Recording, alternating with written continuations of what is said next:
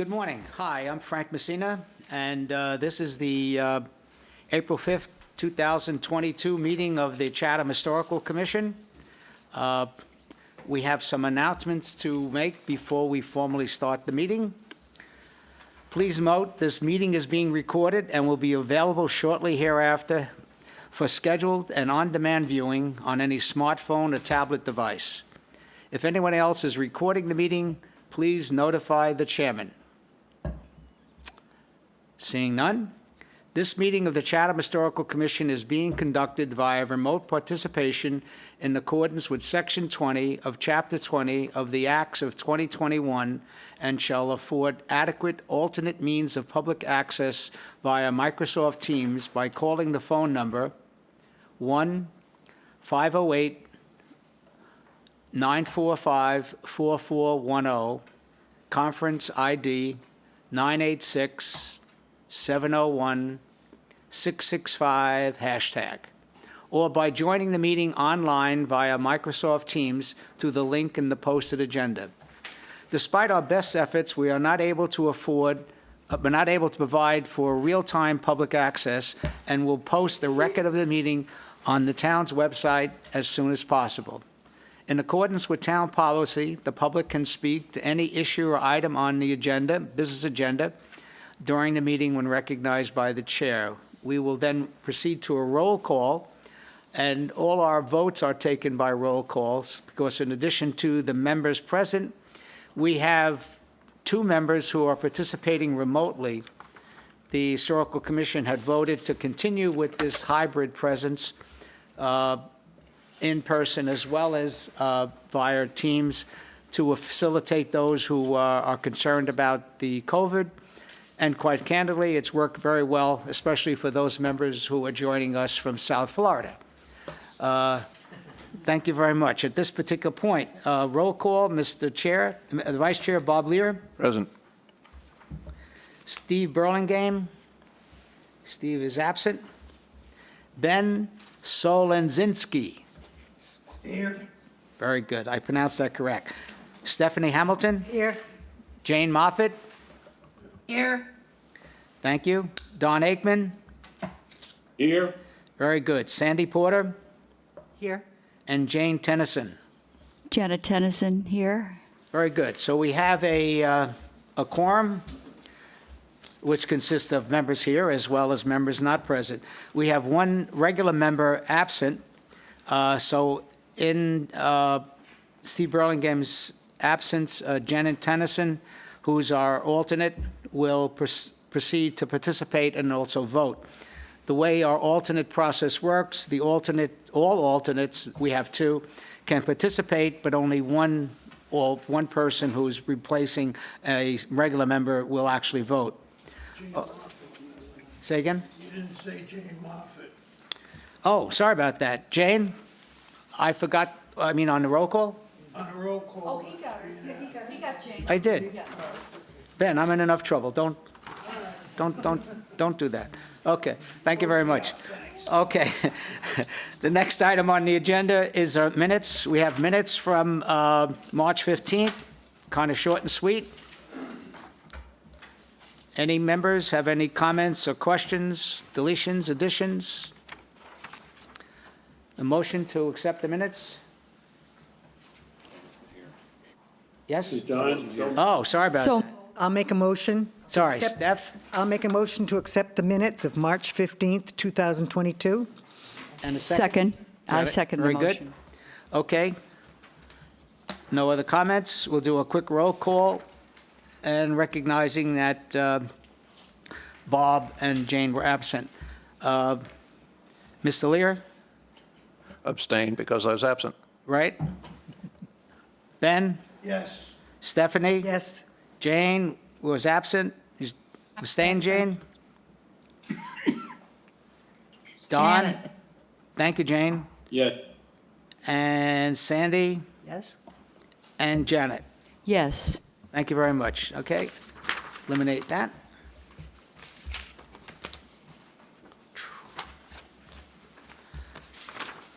All right. A lot of paper. All right, we have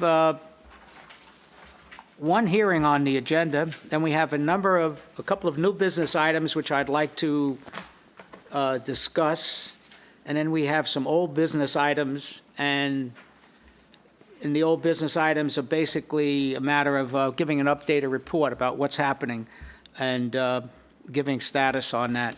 So the one application we do have is an application on 158 Main Street. 158 Main Street, it to be heard in accordance with our process and procedure, both under Chapter 158, Demolition Delay Bylaw, as well as in the provision of Section 12E of the Cape Cod Commission regarding National Register Historic District properties for substantial alteration of an historic or contributing structure in the National Register District. This particular property is in fact both. It's a contributing structure in the National Register District, and in fact has been before us once before, or a couple of times before. So we do have a Form B on the property, which I'm sure you folks have taken a look at. I don't think there's any question, as it is a contributing structure, that this property is in fact historically significant. So just in the process, you want to come forward? This is in the process that we do use. Recognizing Mr. Mark Zebrat, who's presenting the application. Good morning, Board. And first of all, it's wonderful to meet in person again. Okay, It's so it works well on the screen, but it's not the same. yeah. Before, let me interrupt myself and interrupt you. What we're going to do, just very quickly, in order to move things along, is we'll reaffirm the issue of the historical significance of the property in accordance with Chapter 158, and it just allows us. I don't believe you, as the applicant, are taking any issue relative to No. historic significance. So we would have a motion, Mr. Vice Chair? Yes, I move that the Chatham Historical Commission find that the building structure located at 158 Main Street is historically significant because it is in whole or part 75 years old or more, and for the purposes of the Chapter 158, it is associated with one or more historical persons or events and possesses architectural value or significance in terms of period, style, and method of construction. Okay, the second, please. Second, Jane. Jane Moffett, second. Very good, Jane. Any other discussion? Nope. You're on now. You want to turn it on or turn it off? I'm turning it on. We have a vote, don't we? Yes, okay, right. I'm sorry, I saw you turn it on. Okay, we'll do a quick roll call relative to the issue of historical significance. Bob? Yes. Ben? Yes. Steph? Yes. Jane? Yes. Don? Yes. And Janet? Yes. Okay, very good.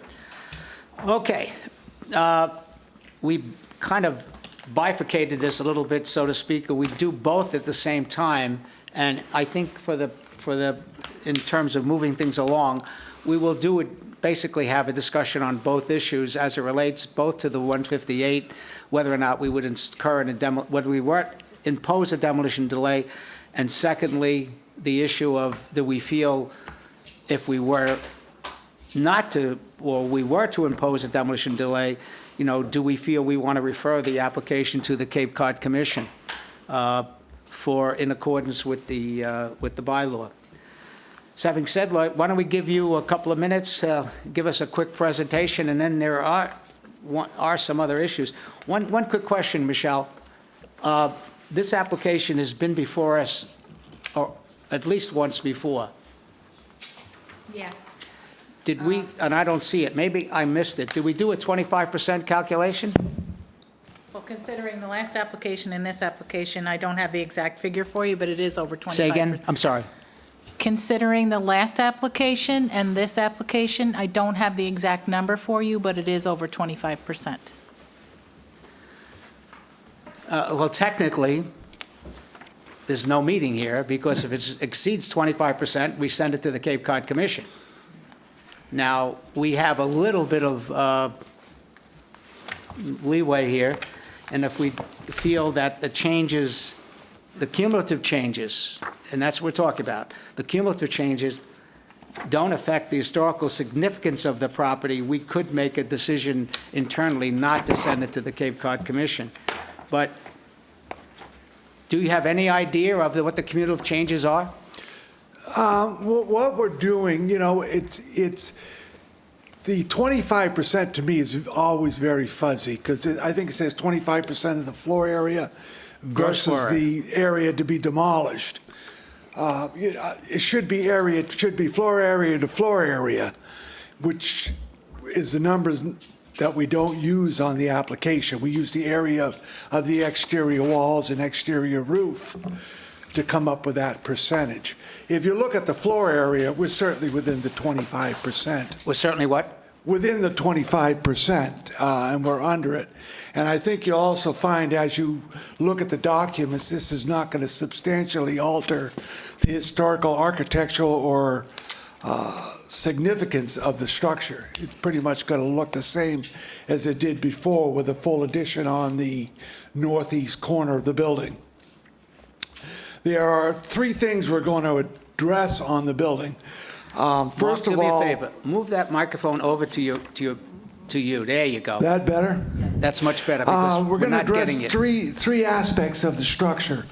First aspect is the building needs a new foundation under it.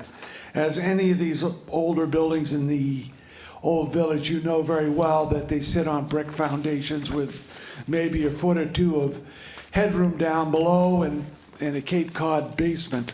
This is very much the same.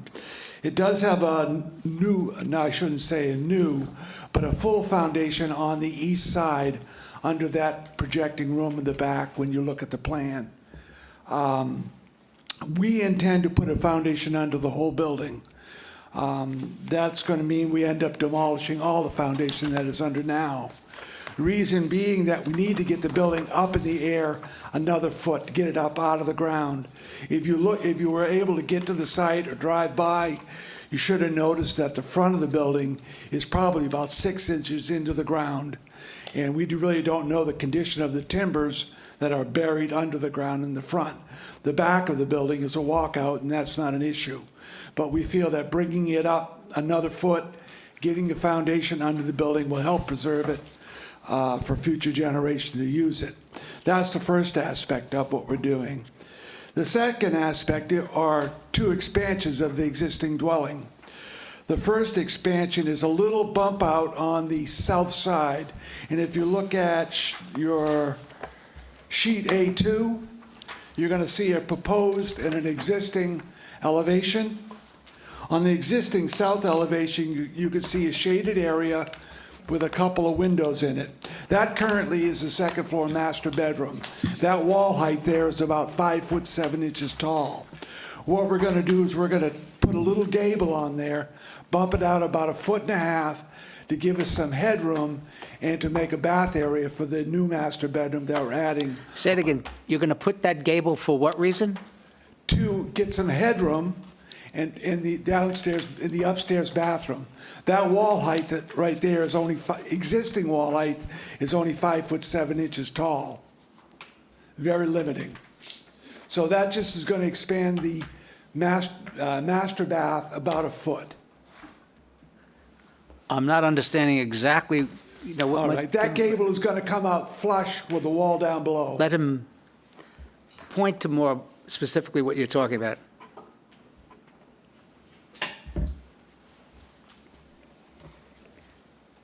You've got to stay at the seat, by the way. You're making it complicated. I mean, you have to stay at the, This will help, thank you. That's a little bump out that we're doing. Currently, the dormer runs from here over to here and down. If you look at that existing elevation on the plan, you'll see a double window. Those double windows are right there. We want to raise this plate height up so that I can get some ceiling height in that room. Currently, that wall height right there is only 5 foot 7 inches tall. And that is currently the master bedroom. you're talking about the wall of the existing dormer. Yes. Okay. So what we want to do is bring this wall flush with that wall. That's a projection of about 1 foot. It's not a huge addition, it's just a little bump out to get some ceiling height. So you're putting a dormer and then It's just a little dorm. It's like an A dorm almost. It's weird, you know. okay. If you go to the next sheet, which shows the A3,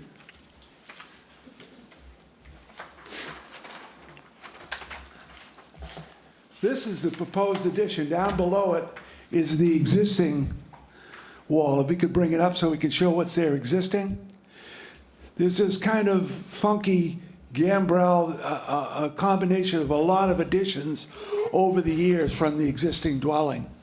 And you can see it goes up and goes down, and it's really kind of a funny area in there. Our new addition right here is going to come up, right up in here. So it's going to look like that. Now I've got the gable facing the east side to catch up the view. To give me the ceiling height, I need to be able to get some livable space up on the second floor.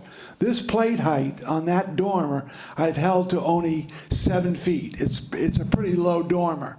But the reason I kept it at 7 feet was to be able to get a 3.5-inch roof pitch on the top of that dormer, something that would look appropriate to that roof frame. If I lowered it down, it would flatten that dormer out and make it look very ugly and very untraditional.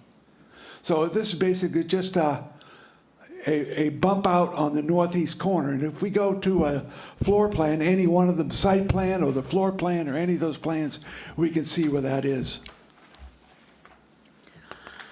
Okay. If you see right there, that's the proposed addition, that shaded hatched area, and you see the round existing Cape Cod cellar. All this under here is the existing like 1 foot space under there. And then this is a full basement under this area, which was done, I don't know, maybe in the 50s or 60s. When you proposing the new foundation, are you going to eliminate the old Cape Cod cellar? Yes. There's really not much left of it down there because it's been dug out and the wall is probably about 3 foot tall in there now. It contains the furnace and some utilities down there. And also the current washer and dryer is down here in this existing basement, and they have to go outside to go down into the basement to get to the washer and dryer. Is it going to be a full basement? It'll be a height full basement, and we're probably going to have to make it like a 9-foot basement. A what? A 9-foot deep basement in order to get the machinery under there to be able to dig it out. If you have it only like a normal 7 or 8 foot, you can't get under there and dig it. So because we got to go so deep, we'll put a deeper foundation in. That will only impact will be the building itself will come up a foot. The rest of it will be below ground and not noticeable. So the building will come up a foot. The ridge height will be how much more? Another foot. The A whole foot. existing structure will come up another foot. The proposed addition is a foot taller than the existing. So from a street looking at it now, you're going to be a foot higher. It'll be a foot higher. The existing structure will be a foot taller, and the new addition will be a foot over the proposed addition. Oh, so that's 2 feet over. No, not 2 feet over. When it's all done, there'll be a foot difference between the existing and the proposed. When somebody's looking at the building now, a structure will be 2 feet over what's there now. Yeah. Thank Yes, you. that's true, if you want to That's look what at I it was that way. saying. Yes. Okay. Now, when you look at the addition I'm putting on, it's on the northeast corner, way towards the back. If you've had a chance to walk the lot, you really can't even stand anywhere on the property or across the street to see that 1 foot differential. All right. We've made every attempt to get that roof down, but there's some things you just can't do to get appropriate heights and to make the space work. This certainly is not a huge addition. It's pretty small. We want to go to another slide. We can move it on up, take a look, and I can talk about it.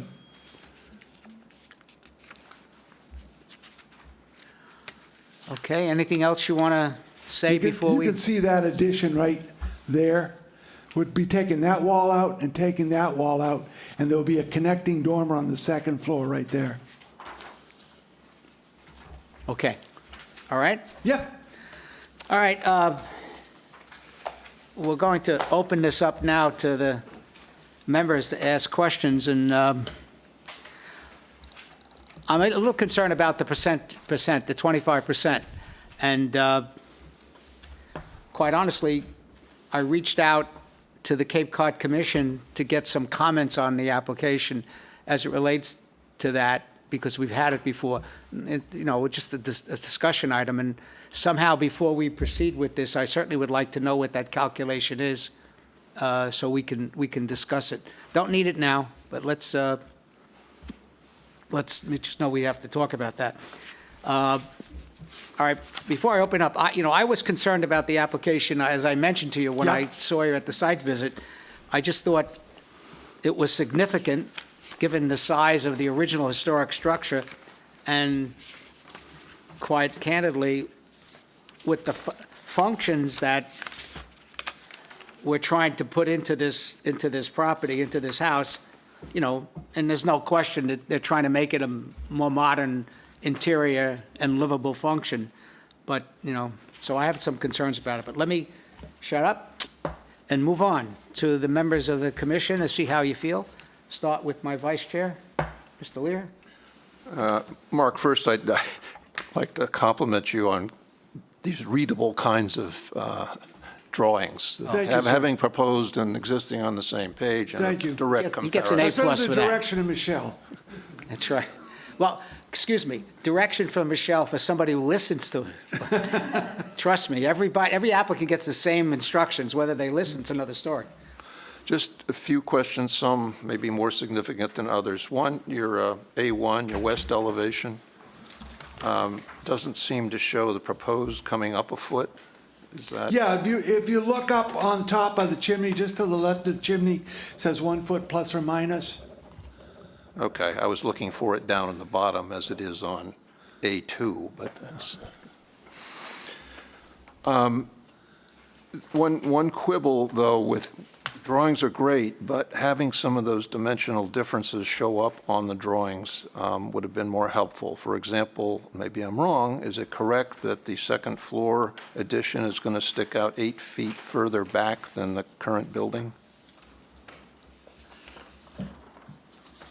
Which direction is, in an easterly direction? Yes. Yes, that sounds correct. And as Frank was just discussing, it'll also be a little bit over 2 feet higher than the existing. Well, building. it's 2 feet higher, it's 2 feet higher than the existing structure. Right. When it's all done, it'll be a foot higher than the building, because we're raising the whole structure up a foot. Take the existing building that we have right now, put a foundation under it and raise it a foot. And then my new addition is a foot taller than that. So relationship between the existing structure and the new addition is still only a foot. Right, but if you're looking at it, it's going to be, the whole thing is going to be 2 feet higher. The whole building's going to be 2 feet higher. I'm not talking about Yes, the new relationship addition will between the be two. 2 feet higher than the Okay. existing ridge. And a question, you don't show the lower deck, if you will, on any of these drawings, which has that, call it lattice work underneath it there. Yes. Is that remaining the same? That'll probably be reworked. It'll probably have lattice work or some sort of enclosure around it.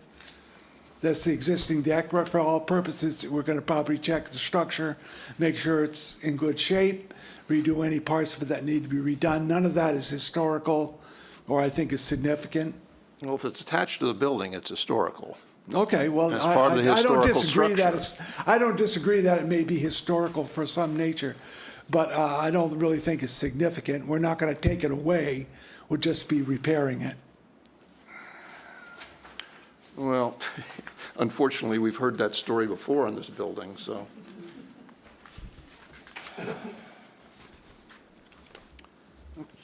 Okay, Frank, I think that's all I've got. Thank you. Thanks, Mark. Yes. Okay. Steph? Reading this whole thing, it seems like there have been so many changes already, so it's hard to tell exactly the difference it's going to make. The other thing I was concerned about was the percentage, because it didn't figure out in my head. Yeah. Okay. Ben? No questions? Sandy? Mark, I like the presentation, I love the, Sandy, do me a favor, move the Thank you. microphone down and try to speak into it. Thank you. I really appreciate and like the way you've presented the drawings. They're much easier to read. Thank you.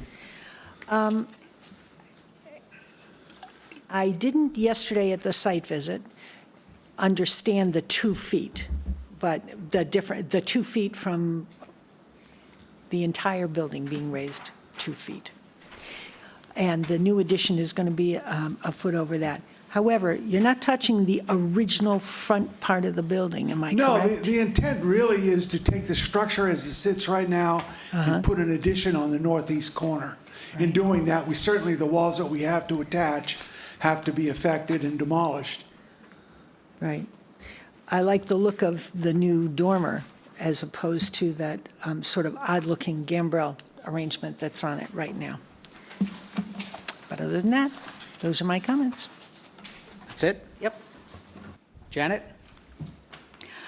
I think there've been so many, well, there are 3 major changes over the years, so, that have already been approved. So, frankly, I think this would be an improvement over the kind of hodgepodge that's in the back.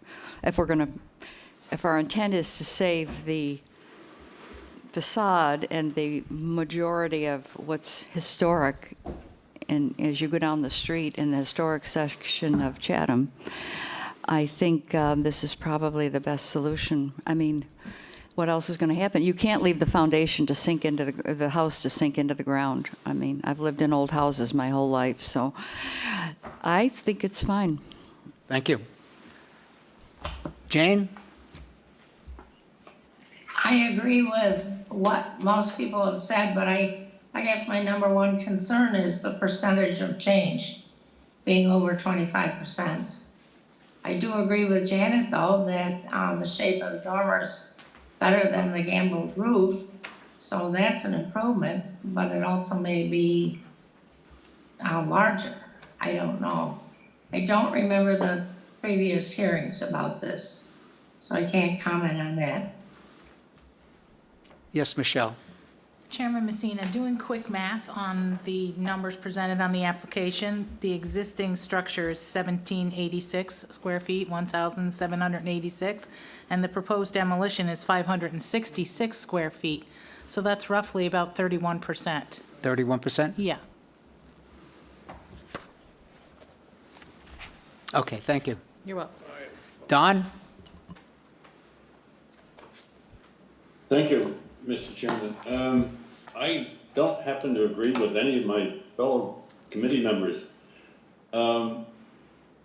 This addition is just reported, my calculation was that it was 36% increase. And 9 feet basement indicates to me that it's going to be a finished basement. I had my house dug under, and I have an 8-foot basement, but and have a workshop, but I don't have a finished basement with a bar and all the rest of the things that go into big basements. I'm concerned about the addition being visible from the side, and I'm wondering if there's any reason why the plans couldn't consider, or the applicant couldn't consider doing the expansion in an easterly direction instead of a northeasterly direction. Was that northeast sticking out, northeast addition sticking out, in my opinion, is going to diminish the historic significance of the building. And then finally, the loss of historic materials, considering that it's in the 30% range, I think is significant, and I would be opposed to it. Thank you. Thank you, Don. I have to agree with you, Don, on a number of areas. If you look at go back to A1, do you mind? Christine?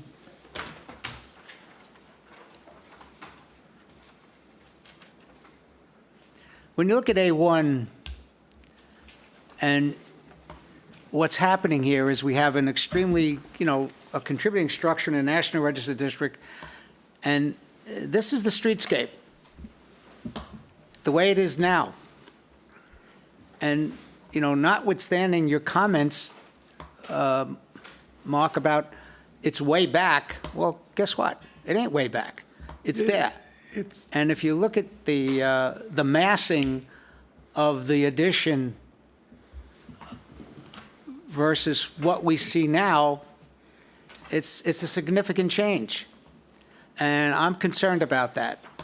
And I think Don's comment, Don, what you were saying, with the addition go the other way or more central, and I know what you're trying to do with your floor plan, but I think there might be another way to solve that problem so we don't have a rather small historic Cape structure in the National Register District, which is now going to get overwhelmed by an addition. We've already allowed a couple of changes to this property, that's true. And it doesn't obviate the situation that we're going a bit too far, I think, relative to that, in my opinion, in terms of streetscape. I think the height issue of the whole structure being 2 feet higher, and, and the reason is absolutely correct. Okay, we've got to raise the old structure up and get it out of the ground. I agree with that. But I think that's a bit much. I think my first initial instincts when I looked at the application, then if you go to 8.2,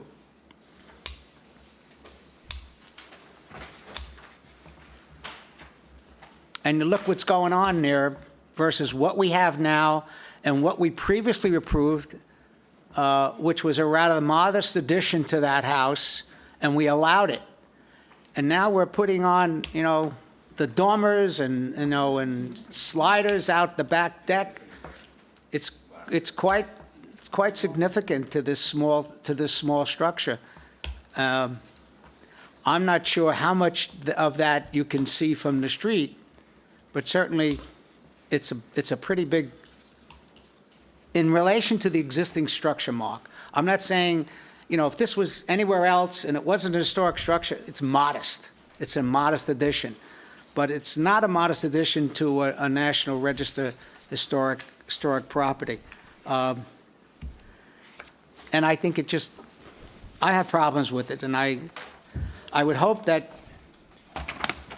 you could find, in my opinion, find another way to make it happen and allow them to have some kind of modest expansion. We're taking some of these comments, I don't know how the members will feel, if there are enough votes one way or the other. So, but I certainly would like to also, get the major domo to, and that's Sarah Korjeff, Cape Cod Commission. I'll be honest with you. Many times I look at some of these historic structures and I let Sarah look at it and she says, no, that's not true, Frank, And so I would hope that, you would allow us to get Sarah to opine and to comment. She often has good comments relative to how we can skin the cat and still not allow it to go forward. Having said that, it's kind of hard for me to say yes to this application in this current form. I think I could. Can I got him. answer some of these I got him. comments, Frank? Sure, good. 1 second, let him Chairman? respond. First of all, listening to Don Aikman's comments, I understand where he's coming at. We don't necessarily have to do a 9-foot foundation. Say again? We don't necessarily have to do a 9-foot foundation. We can certainly do it with an 8-foot foundation. It's just a little more logistically easier to do it deeper. How much more it sticks in the ground really isn't relevant, but we are certainly willing to make it 8 feet. When you're looking at the area of a building, and again, I still have conflict with the way they look at that 25%. They look at 25% of the floor area versus the area to be demolished. You take the area to be demolished as the surface area of the structure. It should be area to area, but that's... Well, that's a conversation we can have with Sarah we have to have at with another Sarah time. Korjeff. Trust me, we can. The other thing is that I've done a number of buildings in the old village, and I would say all of them that we've done as major renovations, such as this, we put a foundation under it. Yes. That certainly kicks us over the 25% every time. Yeah. No question. And that's why I commented that even though it is over 25%, this commission has said, well, it's over 25%, but we don't feel it impinges the historical significance of the National Register listings. The other comment I'd like to make is you mentioned about Sarah Korchev. I'm reminded of a job I did down on Holloway Street. I don't know if you people remember it. It was a little Cape half house, and I had put an addition onto it, pretty substantial addition onto the back of the building. And I lined up one of the back walls with an outside wall and took away a corner. Sarah Korchev made the comment that you really need to keep that corner and keep the form of the existing structure, and the addition really is supplemental to that existing structure. You don't want to take away the form and the architectural desirability of that historic structure. Right. And really, to me, the historic structure of this building is the front half and the connector. That wing in the back with the funky-looking gambrel and the deck that's out there, which was probably done in the 50s. We really don't know when that was done on. You look at it now, it's all reshingled. That's because it was repaired. It was in dire need repair, and I believe Mr. Smith had come to the board finally after he discovered there was a lot of rotten things that had to be repaired in it. So that's why that was done. So, as far as impacting the initial structure, I think we're leaving it pretty much the way it looks. In terms of streetscape, if you look at the photos, I had a very difficult time trying to photograph this building to show what it looks like, because there's nowhere on the property except for the very backyard. If you go all the way back to the property line, take a look at the structure and see what it looks like. You can't get a photograph from across the street. You can't get one on the north side, and you can't get one on the south side. Even when you walk around the lot, Sandy Porter was there, and you, Frank, were there. There's no place you can really look at this to get the impact of what this addition is. Unless you were 13 feet tall. Unless you were 13 feet tall, then I think it would be diminished what you can see. So, sure, I really don't think from the drawing point, yeah, you're looking at two-dimensional flat-scale drawings. But when you walk on the lot and look, gee, how can I see this? How can I even figure out what it is? That's one of the reasons I ended up having to do a 3D massing model, so I could understand how this sits on the lot and see where it's all going to go. It's very hard to see, and I really don't think we are disrupting the initial historic structure. When all's said and done, I don't think it's going to be an issue. And you talk about the 2 feet raised in the building. It's really the relationship, the existing historical structure to the new addition. It's a foot difference. I tried to minimize that as best I could. I understand where the board comes from. Yeah. I learned a lot of lessons from this board. Keep that addition down. But when you're dealing with buildings, as you know, in the historic district, which have ceiling heights anywhere from 5'6" to 7 feet tall, and try to maintain the floor levels and disrupt the existing building as much as it can, it's very difficult to hold the roof structures down. And as it is now, it's very limited headroom up. It's got like a 7-foot ceiling height on that north dormer wall. I've kept it down as best I can do. To move that addition over to the side and put it off the back, I really doesn't serve any purpose in terms of visibility. It's not going to look any better. Certainly works better where it is as a function. We do go through a lot of effort to make things work, to find the best way to get an addition on and meet the client's needs in these projects. And sometimes you might say, oh, let's just move it over. That isn't always the easiest way to get to the ends, considering everything. When we go into these designs, I am thinking about all the things I've heard from this board over the years and try to consider all of them. All right, good. Thank you very much. I really appreciate your comments. Ben, I'm sorry. That's all right. I just have one question from the board. I'm not that interested in the numbers, whether it's 25% or 31 or 32. How do you feel about the massing? Is this addition, I think that's the most important. Is it going to overwhelm the original structure, or is it going to be complementary. If it's going to be complementary, I'm for it. If you think it's going to overwhelm it, I think you have to go back to the drawing board. Thank you. Thank you. Yeah, Ben, the only thing is, when you say interested in numbers, legally, we have a law, or it says if it's over 25%, you send it to the Cape Cod Commission. There's no discussion. And we then have to use that. And I think it's important for us, not only on how we deal with the Cape Cod Commission, but to deal with the public, about, hey, it's more than 25%. It's 26% or it's 36%. Yeah, but it's how you calculate it. Is it And more space, to this space, to that It's- space? There's always a lie in all statistics. all right. That's my feeling. I don't know. Okay, I think We got a lawyer there who could probably juke it up Well, correctly. I will, in this instance, agree with Mark. I've never understood the calculations either. Frank, I do have one further question. Yes, sir. Two questions, I guess. I forgot to ask you the first time, Mark, that the addition to the north side of the house, that's going to stick out about 4.5 feet further than it is Yes. now? Okay. And somewhat related to that, we just mentioned the massing model sketch. And is that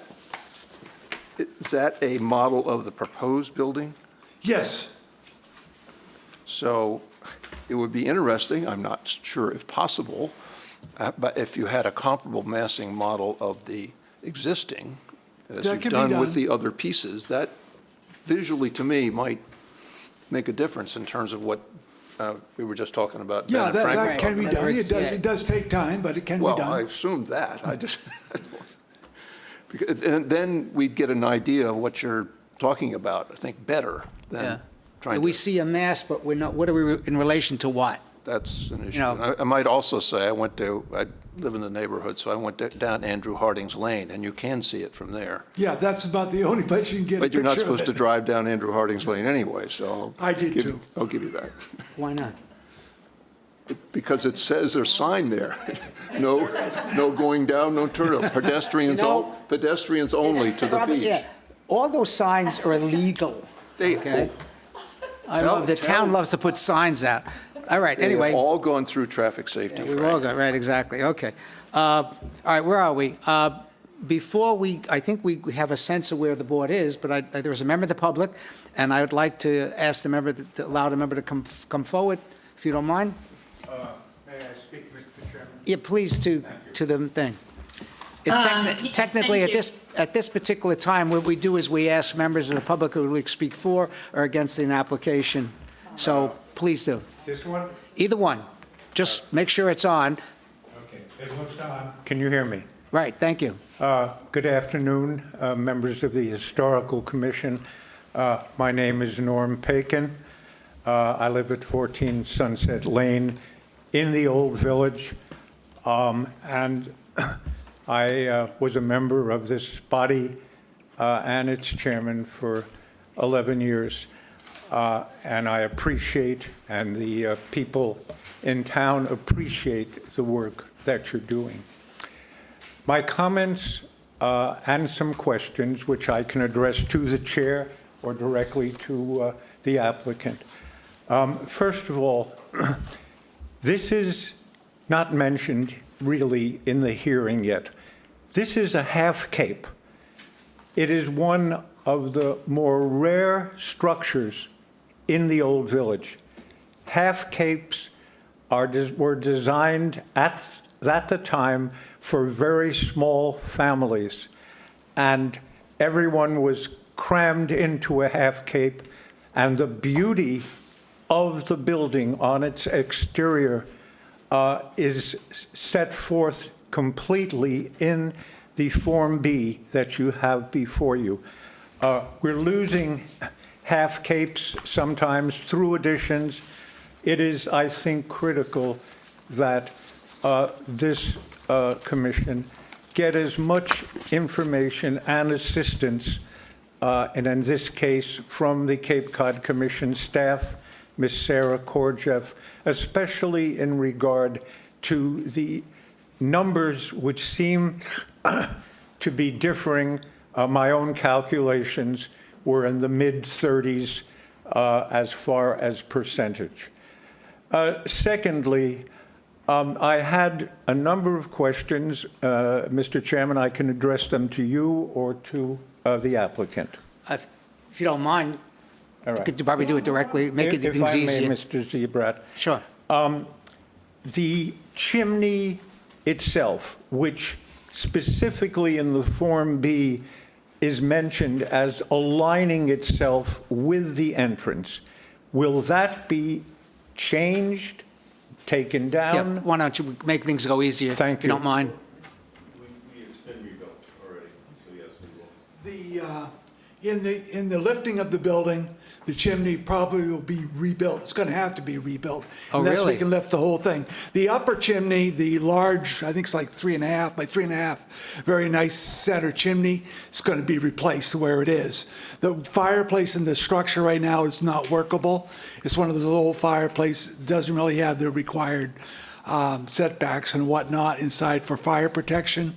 So that'll be restructured on the inside. Okay, let me just to clarify, the exterior chimney will not be saved, it'll have to be restored? It'll have to be, it's, right now, that's not the original chimney that's up there. Understand. It's And we're now- going to replace it it's just there like it now. is. Yeah. Another brick chimney will be in place for it, And it's going to be replaced how? just like it is. Old bricks, same bricks? Same brick. Well, not reuse the brick. To reuse brick with new mortar, the mortar doesn't come off the brick. You can't clean Understand. it How off. old is that chimney? That is probably 20 years old. that we 20. built off the roof. Okay. But we've used old brick, because it's not old brick now, it's that yellow. Understand. I didn't look that close. I quite honestly, when I looked at it, I just didn't assume. We you know, would replace with something as close as we can get with a new brick. Very often we raise a house, we don't have to take the chimney down. But the fact that you're removing the interior structure means that's why you got that problem. Yes. So if you weren't taking the interior chimney and fireplace away, you Well, probably we could weren't raising the building. Raising the chimney is very difficult, understand. especially with this chimney that's there now. Picking that whole thing Okay. up is not easy to do. All right, as long as whatever we do and however we proceed with this, assuming we'll proceed in some form, could you please make sure that your drawings reflect the process that you're going to use relative to the chimney? Yes. Okay? Yeah. If I may, Mr. Chairman. Sure, please. Thank you. I think if you again look at the Form B and look at the structure from the west drawing, it is critical that the chimney if it is to be replaced or reconstructed, which doesn't quite show on the application. In fact, the form that the applicant used did not make any reference, no check on the chimney, as if it was Well, I not to think be. for this discussion, we'll Yes. make sure it's properly And documented. so I think that's another reason why this matter can and should be referred to the Cape Cod Commission. I can say personally, we have a 1780 house in Vermont, and the chimney itself is critical. It's a full cape, but it's critical to the exterior look. My second question has to do with the historic materials. The application says that it's assumed that no historic materials can be saved. And I wonder why that assumption is being made. There will be historic materials that will be unable to be saved, and I personally accept that, and I think the commission does too. But the assumption doesn't make sense to me. Even if a small amount of historical materials can be saved, that may be enough. It may be enough to create a new wall or a new floor. But that, again, is a part of history which would be important to this house, in my judgment. My next question, and I'm reaching the end of my thing here, is the foundation. Will the new foundation be a brick foundation? What we would do, we're going to veneer it. Yeah, we'll veneer it with a thin set brick. We've done that before. You do a regular foundation, and you use a real brick, like a tile. It looks like a tile, thickness of a tile, but it's real brick, and you just adhere it to the foundation, so you can't tell. And you also do the joints like you would a regular foundation, so it looks like brick. So wherever the foundation is exposed, it will be veneered with a brick. Okay, Michelle, I'm sorry, you just missed that. Could you just make sure wherever we proceed with this, that in addition to the details on the chimney, that we include in the determination, the details on the foundation and the use of the thin set? And those are my questions and comments, Mr. Chairman. Thank you for hearing me. Very good. Thank you very much, Norm. Can I make a quick Can I, comment? yeah, just one quick question relative to the demolition. Well, go ahead. Why don't you go ahead? Well, I think maybe I'm going to answer your question. When I said to assume there's no real historical significant materials left, there really aren't. Those additions, what you look at in the back of the building, those walls that we're going to be dealing with, I believe those are all 2x4, 1950s, 1940s, now, I don't know, 20s, 30s, whatever it might be. If there's any significant historical timbers or whatever in there, we'll pull those aside and use those where we can. I don't think there's any real value in saving some 2x4s from 1942 to build them into a wall that can be opened up someday in the future to find, oh yeah, somebody reused an old 2x4 in here. But if there's any significant historical materials, a lot of times we'll find old timber beams that are up in the ceilings that we don't realize how this thing was added onto. We can pull those aside and use them and make them work within the structure. Well, let me ask the question specifically. I'm looking at A4. Can you pick that up, Christina? A4?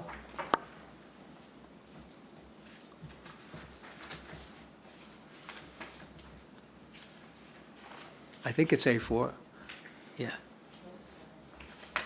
One more.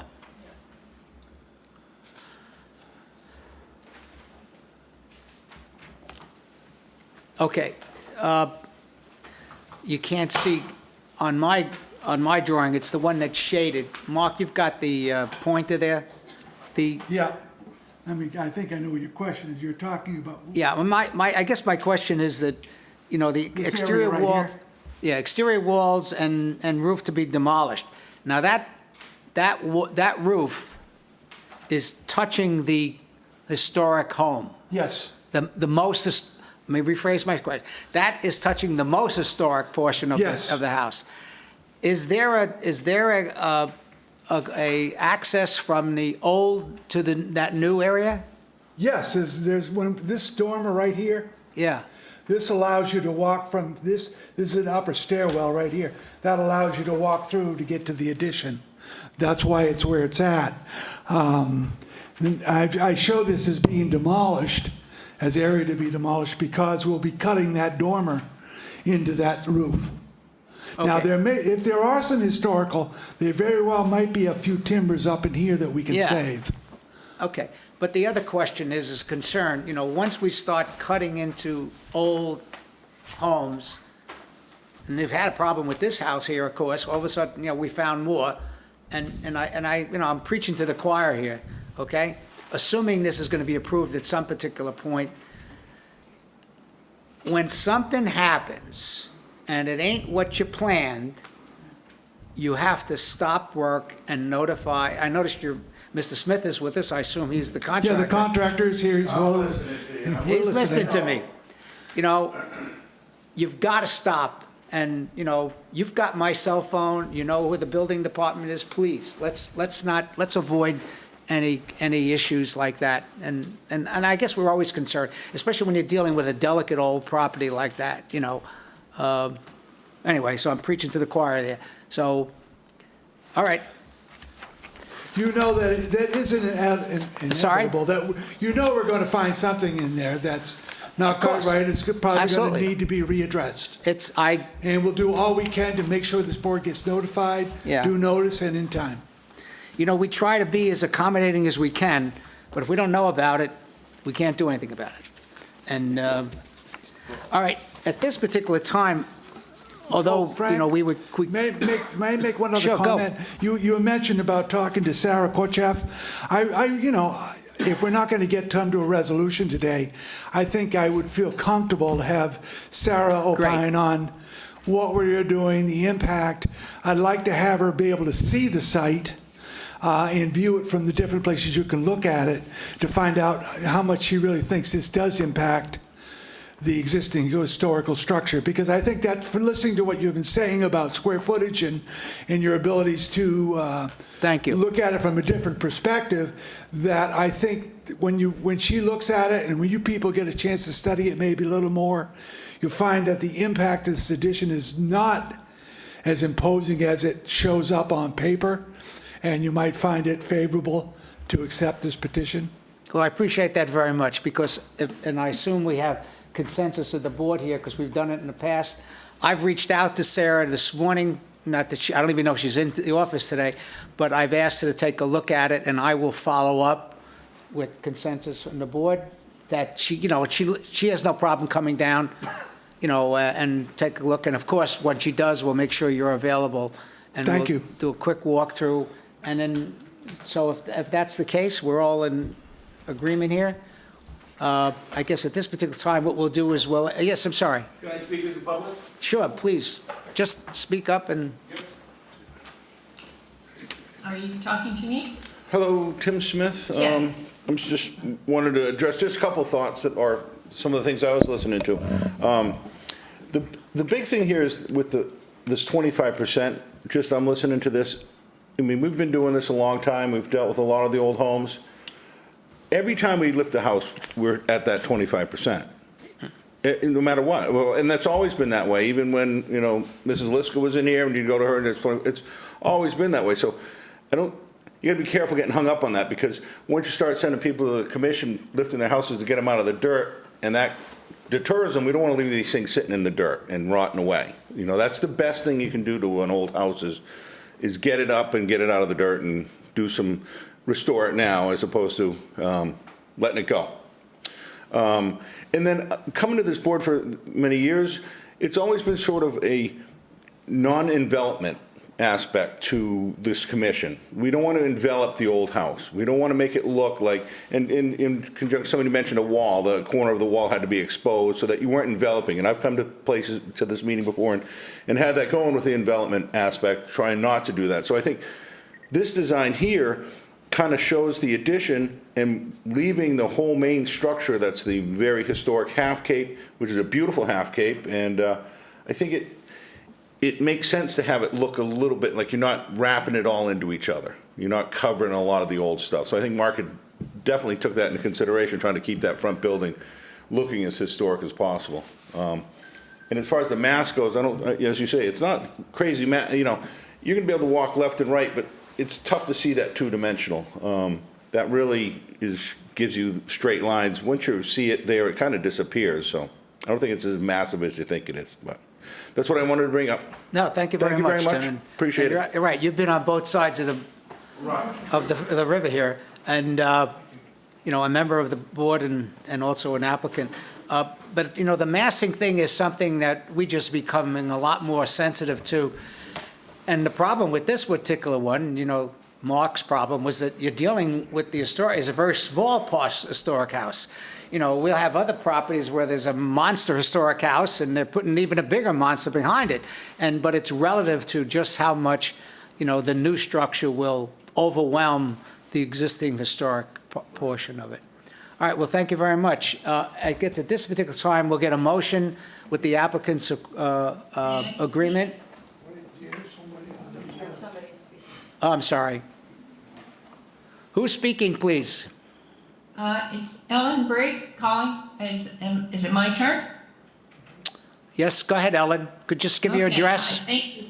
Thank you. Ellen Briggs, I live on 72 Shore Road in Chatham, and founder and president of the organization Protect Our Past, and we focus on using media to educate and advocate for saving the historic identity of Cape Cod, which is very much focused on streetscapes. I'm also speaking personally because I have to say that house has always been my favorite house.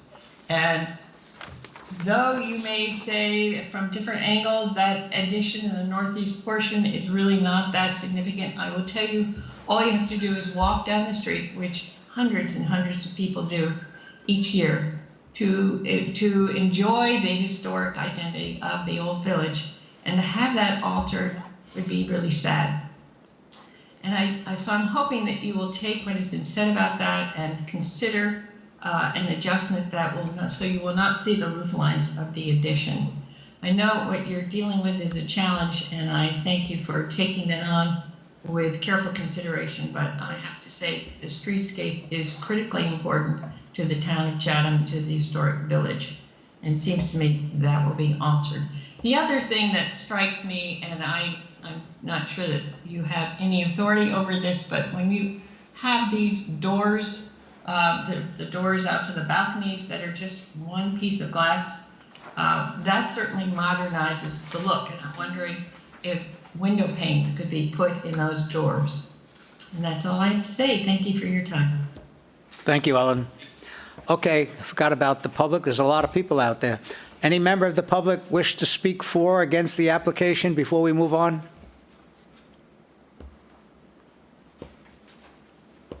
Okay.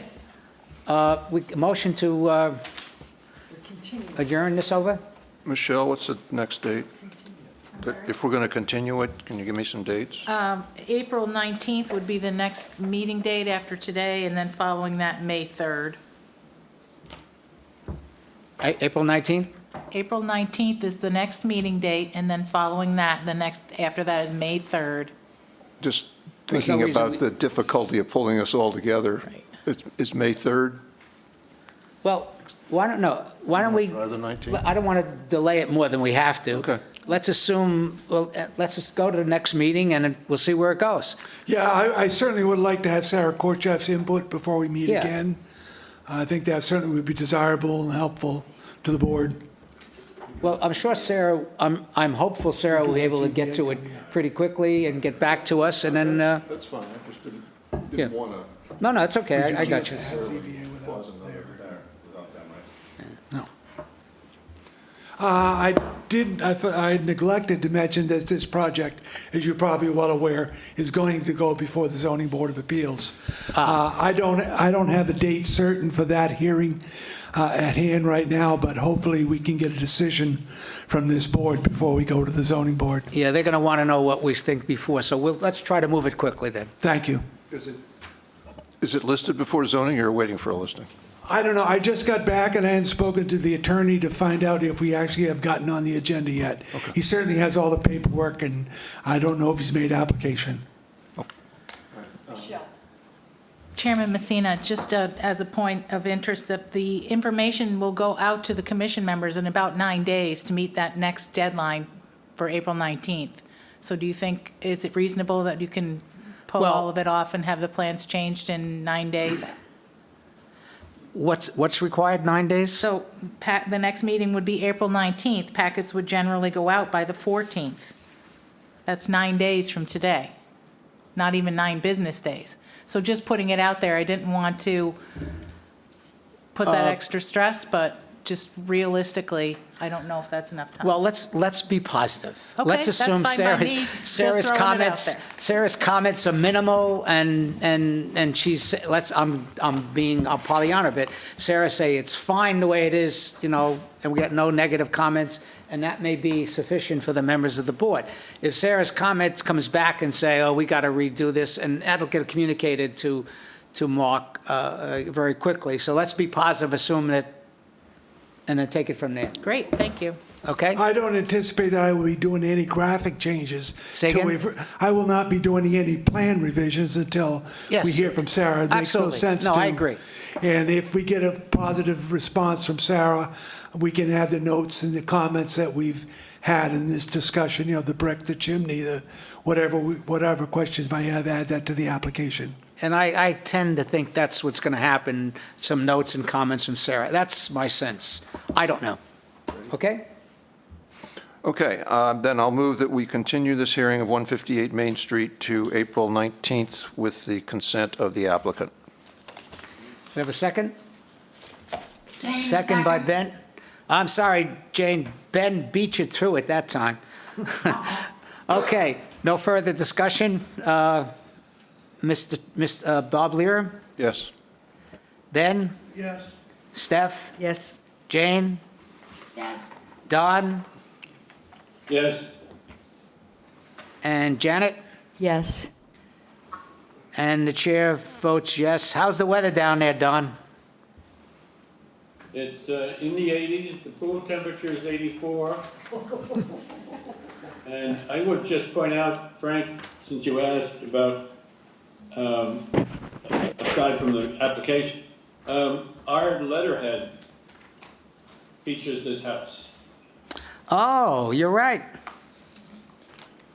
Son of a gun. That's interesting. When you look at our letterhead. Okay. No pressure. All right, thank you for your consideration. It's nice to meet back in person All right. again. Thank you. Thank you very much. Appreciate it. Okay, guys, we're going to move along. This took a little longer than I thought, but that's okay. We have a next item on the agenda here under new business is something that I put forward, and I gave you a lot of reading material, and I apologize for that. And the bottom line here, and let me introduce it, is that the folks who were involved, Save Our Sound, which were involved in the opposition to the Cape Wind and the wind farm, the industrialization of the Nantucket Sound, had put this forward, and a number of boards and commissions and town select boards, supported this. And for the public's information, what we're talking about is a federal landmark designation for Nantucket Sound. There's a lot of waters around Massachusetts which in fact have that federal landmark designation, including Stellwagen Bank and other places. So the group, the Save Our Sound, felt that if we had had that designation, it would have been a lot easier to oppose the Cape Wind when the process. So in trying to circle the wagon again, they'd like to try and do something which didn't happen the last time, and to proceed with documentation to send to our Congressman Keating and our federal representatives to, in fact, one more time attempt to get this passed. Now, this has been before the Historical Commission, and in your multiple pages of documentation, you'll see the letter where the previous Historical Commission thought it would be a good idea, but we demurred, I think that's the right word, to the Select Board and said, what do you guys think?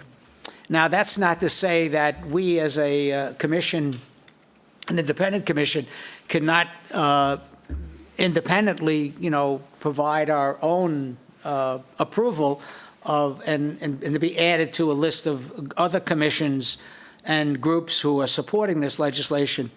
So, there's a lot to read, and effectively, if I can paraphrase, and I see we have Congressman Nicastro here joining us, who's our Select Board representative. The reason the Select Board did not sign into this approval was their concern as it relates to the various fishing industries and how that would impact the potential fishing industry in Nantucket Sound. I felt, at my own view, I think the reason the Select Board, not going to put words in their mouth, did not approve it the last time was because the Select Board was in the midst of the the business with the federal, the Fish and Wildlife over the concerns of their restrictions to fishing or shellfishing in the Fish and Wildlife area. That has since been resolved, at least I believe there has been at least an understanding. So I was asked, and I'm simple, yeah, sure, I'll ask the question, how do you feel about it? So, Dean, would you like to say a couple of words relative to what the Select Board position was previously? Sure. Thank you, Mr. Chairman. I would point out I'm not a congressman yet. Probably never. Certainly never. I thank you. I did speak with Select Board Member Davis this morning about this, and I would encourage, if you're going to defer a determination on this to a future meeting, I would encourage maybe Michelle could get, and I'd be happy to send them to her, the minutes of the meeting of the Select Board of February 25th, 2019, when we considered this, and they're very short, but maybe your members can look at those. Excuse me, Dean, I think we have them. Okay. One of the things we did is we reached out, to the Shauna, and what is the date? February 25th, 2019.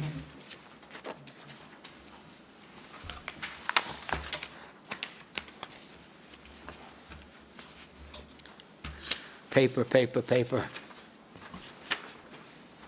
Frank, it's the long one.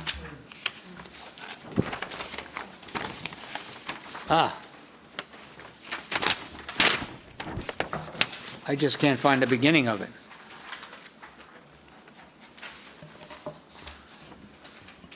Michelle, I seem to be missing the first page. Can you let me see yours?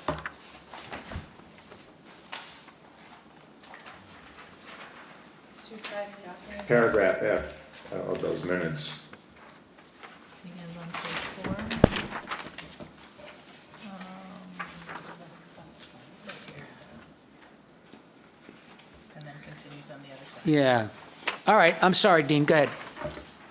Yeah, I just wanted to point out that my board did not take action on it because there were various concerns that were recited. Leading off the discussion was Shireen Davis at the time. And yes, we were talking about, among other things, the issue of the Monomoy National Wildlife Refuge. And yes, that has been sort of temporarily resolved by a memorandum of agreement. But my understanding is that memorandum simply leaves in place the existing circumstances in terms of who controls what. But it's not a final document.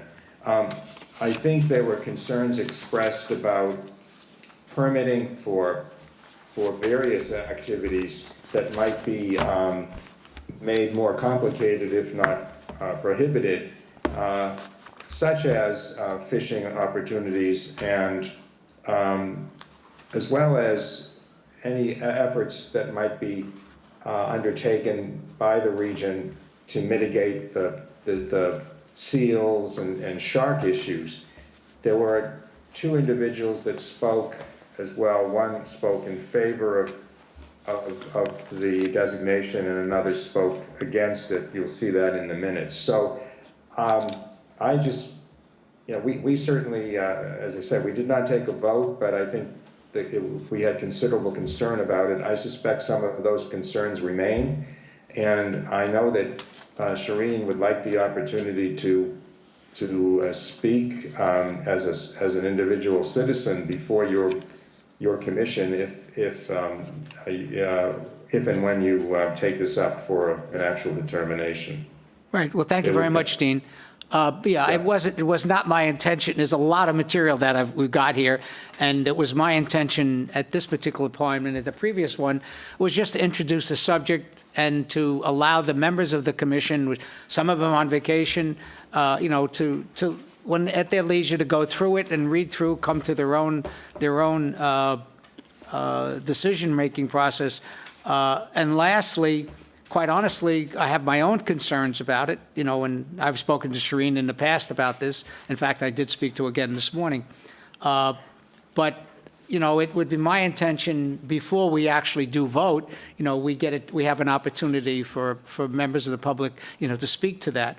And quite honestly, assuming there is some interest in the members of the commission to proceed in this matter, I'd ask Andrea Parker to come in and ask her, what's going on. Because a lot of people have signed this application in the past. It's been a while, I don't know if those people still have the same position. So there are some questions, to be asked. So at this particular point, thank you, Dean. Are there any questions or concerns? Or, again, I'm not looking for a vote today, just introducing the subject. And if we are interested in supporting this, if we are not, then, then we move forward and move on to other things. So, Janet, how do you feel about it? I'm sorry, I can't do that. The way this the room is set up, you have to be a... I still would like more information. Yes, okay. Janet? I guess we need more information on the overall effect of this. I mean, I support it, I think. You do support the concept? Yeah. That's what I'm looking for. Do you support the concept, or are you... I want to know more. Yeah, okay, fine. And Sandy? I support the concept. Okay. I basically disagree with everything Protect Our Sound does, so no, You don't? I do not. You do not support? Nope. Okay, fine. Ben? Double what Bob says, and that's what I have to say. Interpret that. Okay, that's 2 down. Jane? I agree with Bob and Ben. Okay, so you do not support the concept? No, Okay. And Don?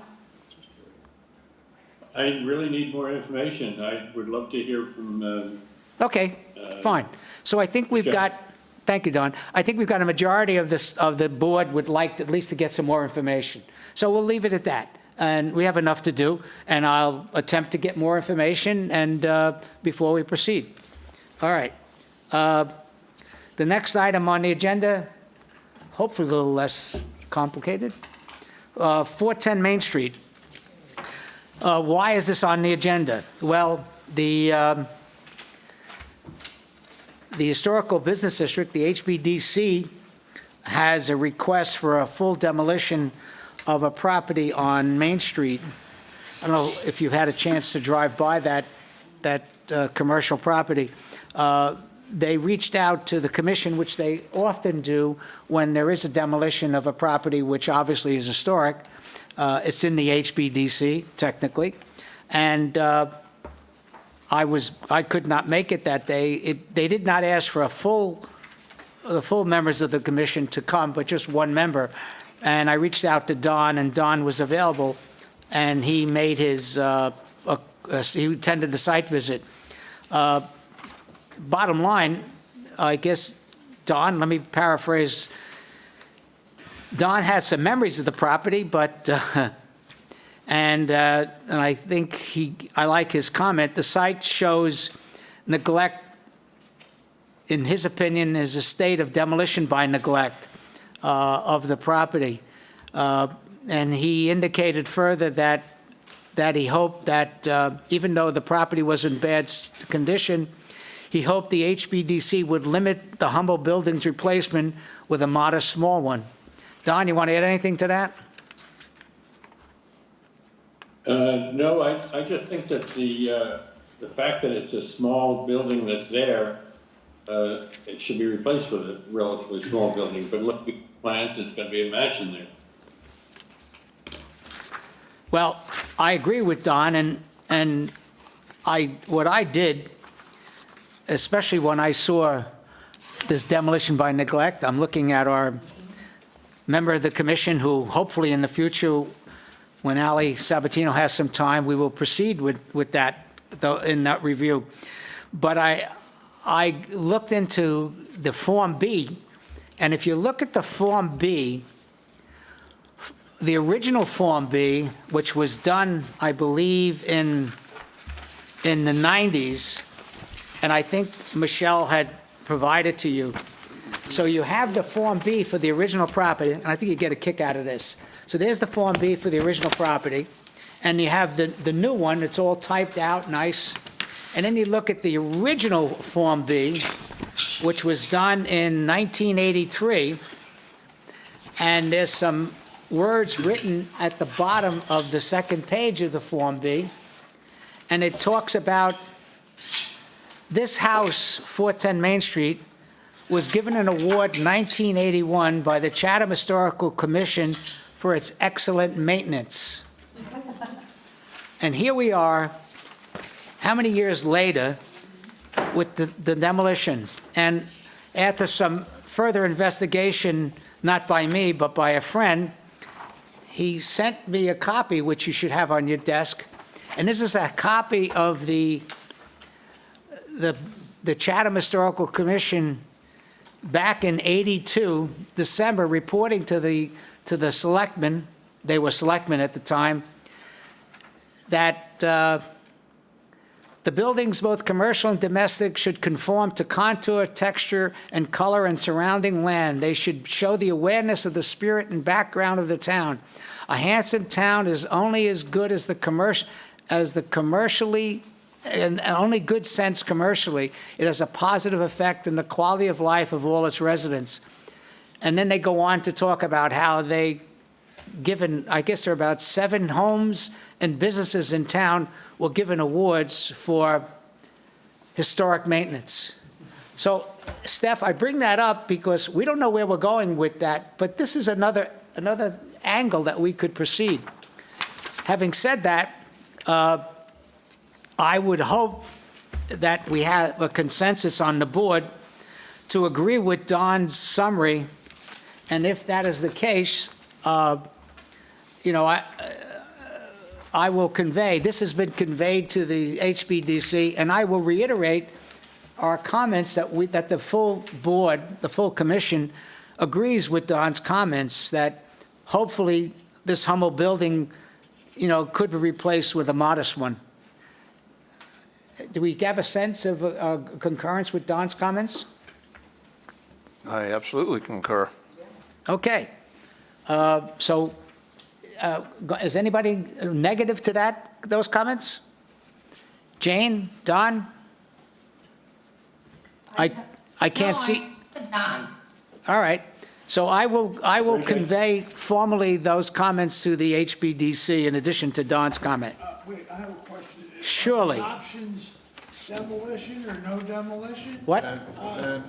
Hold on, I'm sorry. Ben, could you also not lean back like All right. you're a professor? Is it demolition or no demolition? What about denying demolition and saying repairing it? Is it beyond We don't have any repair? jurisdiction. Right. And But we have a the current suggestion. The current application is for just demolition and replacing it with a large single-family house. Oh, I see. And they're asking our comment. Yes. And our comment, can it be, no, fix the building up? No what? Fix the building up? Yeah.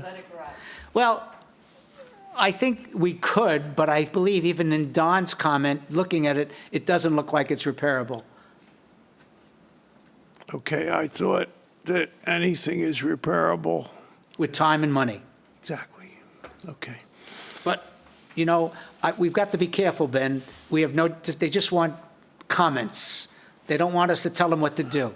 Well, yes, but then we can't be vilified. They can be vilified if it doesn't work out. That's it. We all are vilified no matter what. Okay, thank you very much. I do appreciate your cooperation on that matter. Yes, Sandy, yes, go ahead, I'm sorry.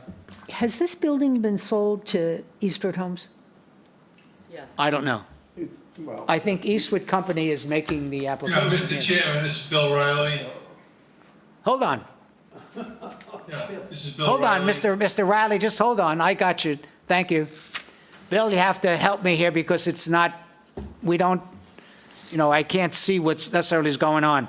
So, yeah, it is the, I think if I look at the material we were given, it's Eastwood Company which is making the application. But if it's, But but again, there, as I said, this is strictly at the request of HBDC that we attend this site visit and provide comments. Okay, I guess that's it. Anyway, hold on one second. Hold on. Okay, don't get nervous. All right, can you help me here, Michelle? Whose hand is up? Ellen Briggs would like to speak. Okay, is there one hand up? I believe so, yes. Okay, because I see a hand up and I see 3+. What does that mean? There are not 3 people wanting to ask a question, I don't believe. I think those are just 3 more people. Is that your are- microphone on? Yes, sir. Okay, get There it are closer. not 3 more people with hands raised. I believe they are just joined the meeting and there's not enough room on the screen. Okay, so So I that's also why heard they- Mr. Riley wanted to say something. All right, well, Bill, you spoke up first, so why don't you go ahead, Bill? Thank you, Frank. I think, it's inappropriate for people to inquire who the owner of the building is. That's not an issue that should be before you. And Don Aikman's assessment is absolutely correct. The walls are bowed out. It's nonsensical to consider trying to rehab the building. And I think Ben's comment. Excuse me, Bill, I don't think we're taking exception with Don's report or with Don's opinion at his site visit relative to the condition of the building and the ability to replace it or not, and the fact that it shouldn't be demolished. That's not what we're discussing. Okay, well, if what you're discussing is what should be replacing it, that's Yes. also, I think, inappropriate in the context of the request from the HBDC. I don't think it's inappropriate, Bill. We've been asked for comment, and we're going to give a comment. Whether it's appropriate or not is, we made it very clear, it's not in our jurisdiction, it's up to the HBDC, but it is appropriate for us to comment if the town is potentially has something happening to a building in the town structure. It's just a comment, I don't think this term inappropriate. Is it, suddenly that, hey, we can't give an opinion? I think that's inappropriate for you to say it's inappropriate.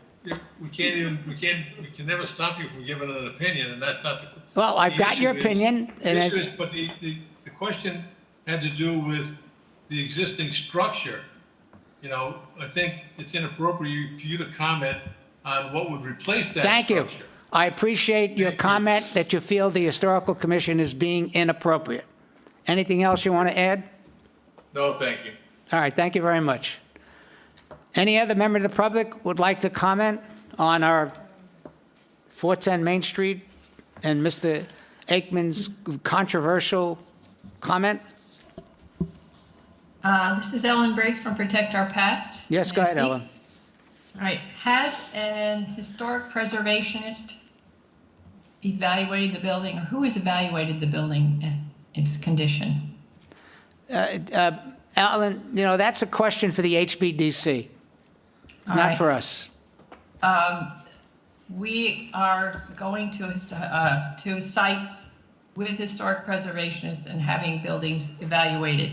So I'm not sure how to do that for this one, but I think that should be done before you, because it is often said that an historic building can't be restored, it has to be demolished. It's beyond its time, and that is not always so. And we would like to verify that. Thank you. Again, I think you best address your comments to the HBDC. Their meeting is tomorrow afternoon. All right, thank you. Thank you very much. I don't know, I was so inappropriate, but that's okay. If he thinks you're inappropriate, you're doing it right. What was that? Okay. Maybe if I keep talking like this, I will get fired. No. I'm trying. Okay. All right, we've got some very good news and a number of things here. I'd like to just to quickly move through the agenda under old business. Again, the Preservation Award for our May 15th event. Hopefully all members of the commission. Mr. Chairman, Bill Riley again. Bill, you want to speak on what item? On the item you just passed over, because there's been no vote on what the comment of the commission is going to be to the HBDC. I'm sorry, Bill, I apologize, it's not coming in too clear. You want to comment about the previous speaker's comment? No. The HBDC has asked for a recommendation from you, from the commission, from your commission. No, Bill, to them. it's not a recommendation. They just would like us, let me tell you what happens, Bill, just to put it in perspective. And I assume you're representing the applicant, and that's why you're here. That's correct. The HBDC, traditionally, when they have a building or a property which is historically significant, and there is going to be a major change to that building, an addition or a demolition, they often will ask the Historical Commission, myself, as a full commission, or in some cases, just one member of the commission, to come to their site visit to help them make an evaluation of the building as it relates to its historical integrity, okay? And is it truly an historically significant building? We do that, and we have done it over the years. This is no different. You know, Don was available, he went out, and I guess you assume you got a copy of Don's comment, okay? And then what we normally do, if the full commission doesn't go out to the site, we'll review the individual commission's comment, and that's about it. And then we'll transmit it formally to the HBDC. It's strictly an advisory piece of information to the HBDC. Thank you. Well, Frank, the question I had is that I assume that Don's opinion is going to be transmitted formally to the HBDC, but you didn't take any action to do that. So it's just I'm sorry, I'm not getting it. What are you saying?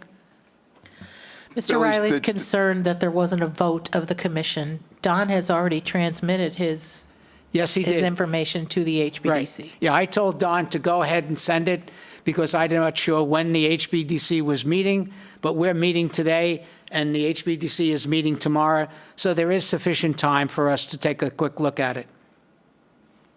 Thank you. That answer your question?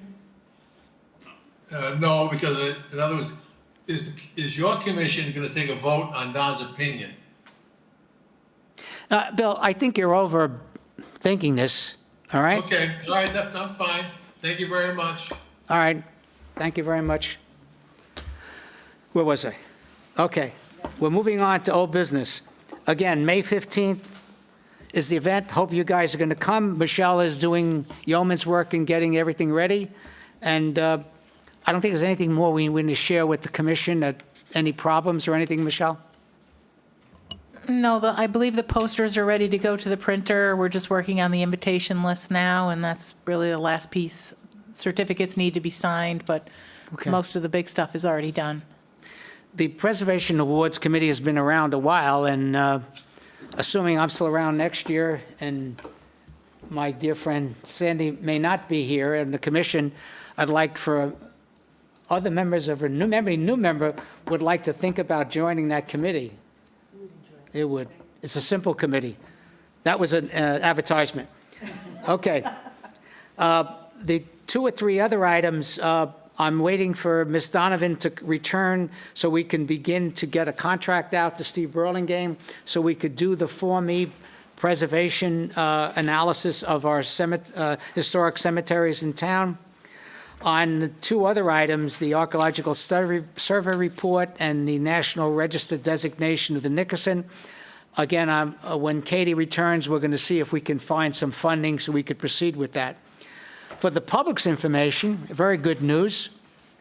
The Our friends at Mass Historical Commission have completed their review of our application to Mass Historic to provide a nomination for the South Chatham Village as a National Historic District in Chatham. This would be effectively a second major and a third historic district in Chatham, being the Old Village, which we just reviewed today, a property in it, and then, of course, the Marconi property, which is in a National Register District.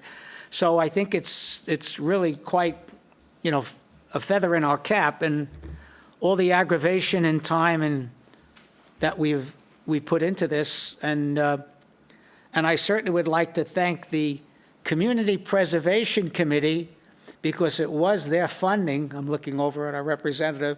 It was their funding about 7 years ago, which allowed us to proceed with an application. And without that funding source in the future, we're going to be limited on what we can do. Yes. Frank, have they set a date for that meeting? Yes, I was about to give that. Oh, sorry. Very simply, the process is, now that Mass Historic has finished their review, they now are going to be sending registered letters out to everybody in the proposed district and letting them know what you do have that, thank you. You have a copy of a letter that Eric, he very simply.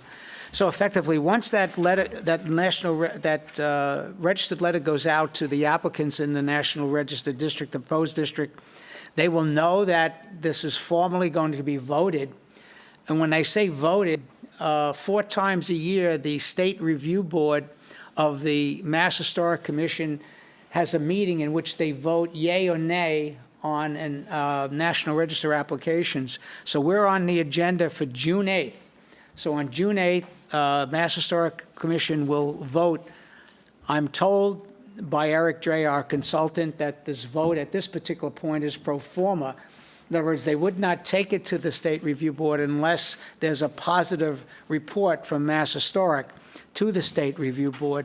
The only potential negative would be is if there's an upwelling of negative a la State Harbor Road, when we took it all along and all of a sudden we were going to be tarred and feathered, and then we backed away. So it's the same situation. Hopefully, we will continue to get a positive results from the South Chatham Village Association and the members in the South Chatham.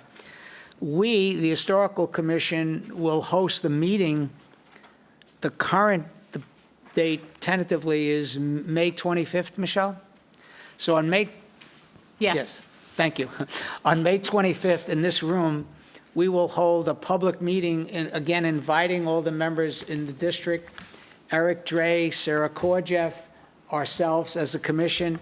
We will attempt to answer any questions or any concerns people have about the district. So that's where we are with that. After the State Review Board, the application goes to the National Park Service, and hopefully a couple of months after that, we'll know formally whether we have all our efforts are worthwhile. You do have copies of the letters that I've transmitted to you, so you know what's going on. That's a real attaboy for us, guys. And I think the people in South Chatham Village are going to be pleased for that. You know, we all know that most of South Chatham Village is in the HBDC, but HBDC is a local state designation. This is a national designation and recognition of the South Chatham Village, which is very unique in its own right. Okay, I'm going to stop talk soon. Monomoy Theater, actually that is on the agenda tomorrow for the HBDC. The applicant was supposed to submit the drawings for the design restoration of the theater, as well as the Washington Taylor House.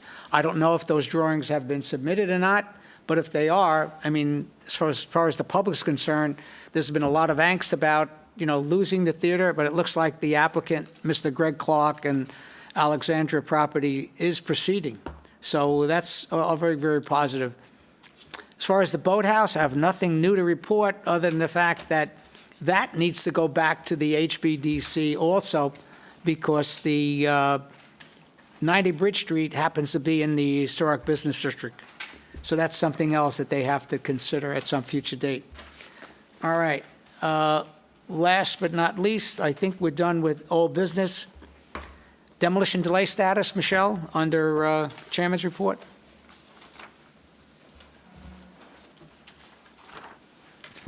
Yes, it's gotten considerably shorter. I've removed some of the ones that have been expired for a while and permits had been issued already. The two at the very bottom, Barn Hill Road and Bridge Street, no applications for building permits have been received as of the 30th, which was last week. The other was 68 Shell Drive, and I had reported to you at the previous meeting that they had a couple of building permits, one for the construction of the main dwelling and one for a swimming pool. Both of those applications have been approved and permits were issued on March 16th. And that's all I have. Okay, any other questions on that? All right. We do have a motion we have to take under the status of administrative reviews and ratifications. Let me just say publicly that I believe, and I think Michelle believes in community development, that this process which we've instituted in our revised rules and regulations is working. As a result, we have two applications that we need to formally ratify, 151 Kendrick and 162 Kelly Lane.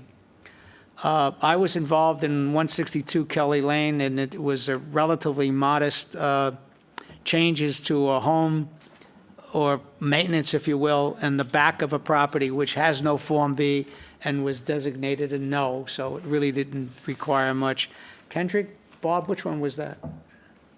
Kendrick is the one that's up in North Chatham down a dirt road. They're doing some work on the deck, or the unenclosed porch deck Yeah. was rotted out, or they just were planning to replace the deck itself. The thing is rotten.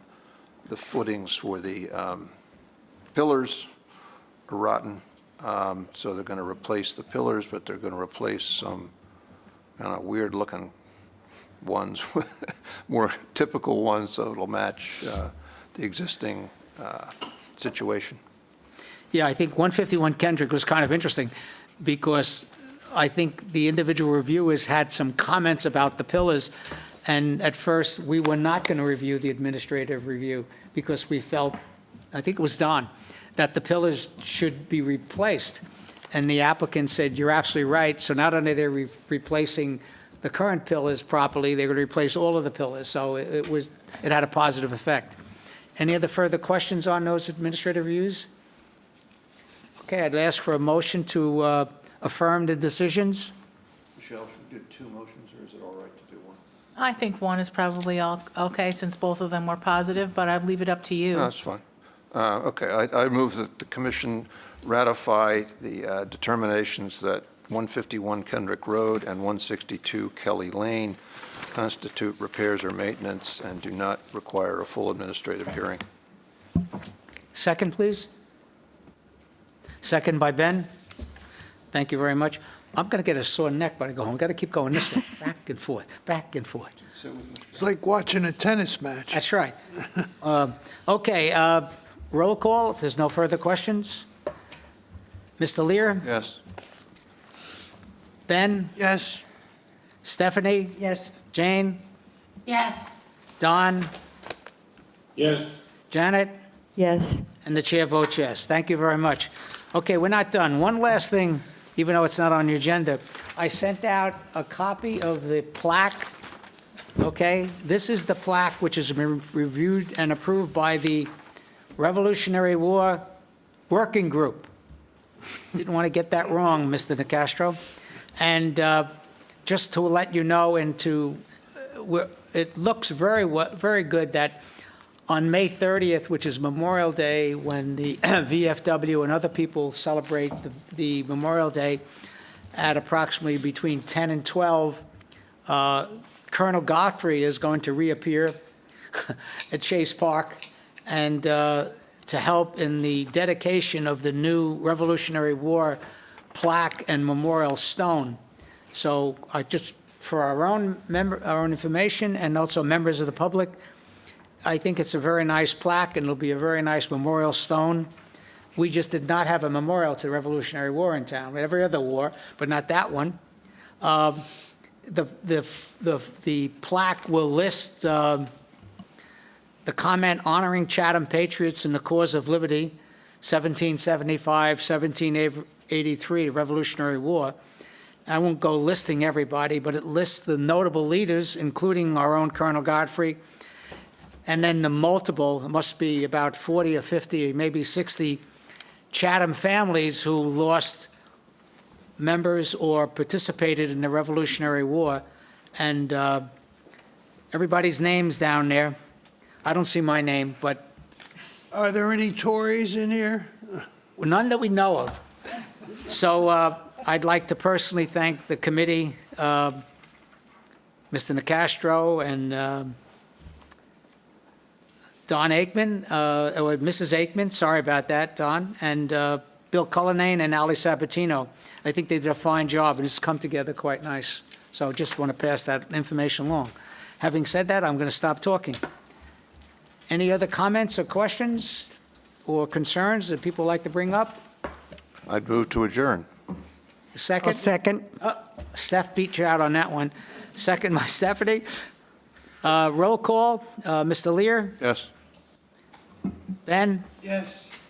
Stephanie, Yes. Jane, Yes. Don, Yes. Janet, Yes. and the chair votes yes. Thank you very much, guys.